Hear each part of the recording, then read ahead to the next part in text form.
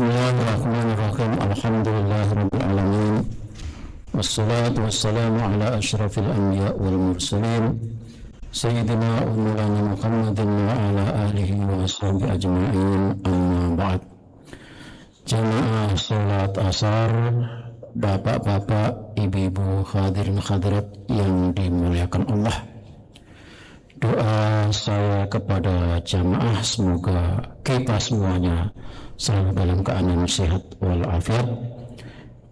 Kita bisa menyelesaikan puasa genap 1 bulan dan memanfaatkan Ramadan ini dengan berbagai aktivitas yang bermanfaat bagi diri, bagi orang lain, dan bagi keluarga. Insya Allah yang kita lakukan kebaikan di bulan Ramadan ini dilipat gandakan pahalanya. Amin Allahumma amin. Kita lanjutkan kaji kitab Al-Hikam. Siang tadi kita berbicara tentang Allah, bagaimana memperlakukan hambanya atas nikmat yang telah diberikannya. Jika nikmat itu dimanfaatkan untuk lebih mendekatkan diri kepada Allah, maka nikmat itu akan dikekalkan, dan inilah yang akan kita bicarakan.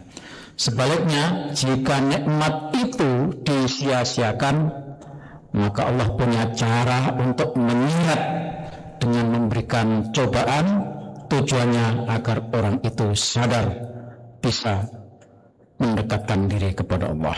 Kita baca Bismillahirrahmanirrahim. Man yashkurun ni'am faqad ta'arrada li zawaliha.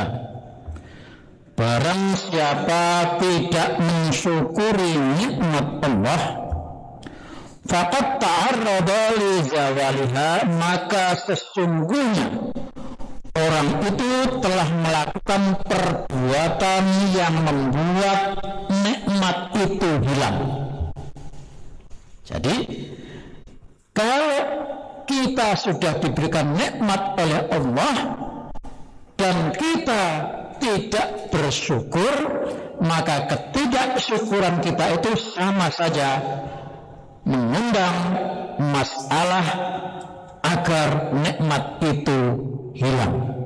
Maka kata kitab ini ta'arrada li zawaliha, dia sungguh dengan sengaja untuk menghilangkan hilangnya nikmat tersebut. Wa man syakaraha faqad qayyadaha biiqaliha. Siapa yang mensyukuri nikmat Allah itu, faqad qayyadah, maka dia sama artinya mengikat nikmat-nikmat yang sudah diberikan Allah itu akan langgeng terus bersamanya, tidak hilang. Maka orang yang bersyukur di samping menambah nikmat akan berdatangan, dia mengikat nikmat Allah yang sudah diberikannya itu. Kita baca penjelasannya. Ittafaqat maqalatul ulama ala hadzal makna. Para ulama sepakat dengan makna yang diungkap dalam satu hikmah yang saya baca tadi. Wa anna syukra qaidul mawjud. Syukur itu adalah mengikat yang sudah ada. Jadi kalau kita diberi karunia oleh Allah Subhanahu wa taala, hari ini misalnya diberikan kemudahan bisa membeli motor umpamanya, maka ketika motor itu kita pakai untuk datang ke masjid, untuk datang ke pengajian, untuk bersilaturahim, itu artinya kita mensyukuri nikmat motor itu. Dan karena itu kalau kita bersyukur, berarti kita telah mengikat syukur berupa motor tadi, nikmat berupa motor tadi tidak akan hilang. Ya, jadi coba mari kita renungkan. Kita kehilangan motor barangkali kita tidak mensyukuri atas rezeki yang diberikan oleh Allah kepada kita sehingga kita bisa beli motor. Maka kalau kita analogikan dengan penjelasan tadi, siapa yang diberikan nikmat karunia lalu bisa beli motor dan motor itu digunakan untuk dekat kepada Allah, motor itu tidak hilang karena diikat dengan syukur, dirantai dengan syukur. Tapi kalau nggak ada kesyukuran, atau bisa saja dia lakukan hal-hal yang bertentangan dengan maksud diberikannya motor oleh Allah, rezeki. Kan hakikatnya itu rezeki kan dari Allah, walaupun ada usahanya. Maka kalau hilang, berarti kita tidak mensyukuri nikmat yang tadi. Wa sayyidul mafqud. Makanya Al-Quran menyatakan la in syakartum la azidannakum, kalau kamu bersyukur aku akan tambah.